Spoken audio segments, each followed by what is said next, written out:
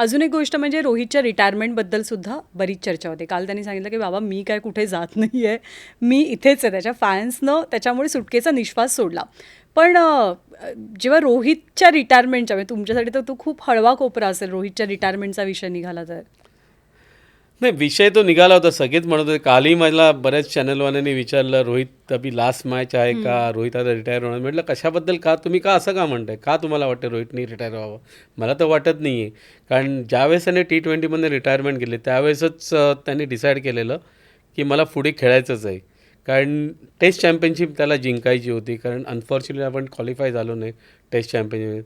आणि त्याच्यानंतर world cup, कारण 50 वरचा वर्ल्ड कप जिंकलेला नाही आहे त्याच्यात. 2019ला पण सेमीफायनलला पण हरलो तो असताना, परत 23चा वर्ल्ड कप तो कॅप्टन असताना पण हरलो, दुर्दैवाने हरलो. तर त्याची एक मानसिक इच्छा आहे की मला ते जिंकायचं आहे. आणि त्याच्यामुळे त्यांनी T20 थोडं फास्ट क्रिकेट आहे, थोडं त्याच्यापासून दूर राहावं, यंगस्टर्सना चान्स द्यावा, इकडे आपण लक्ष केंद्रित करावं, ह्या दृष्टिकोनाने त्यांनी तो T20चा वर्ल्ड कप झाल्यानंतर त्यांनी डिक्लरेशन दिलं. मलाही माहीत होतं ते डिक्लरेशन का दिलं आहे ते.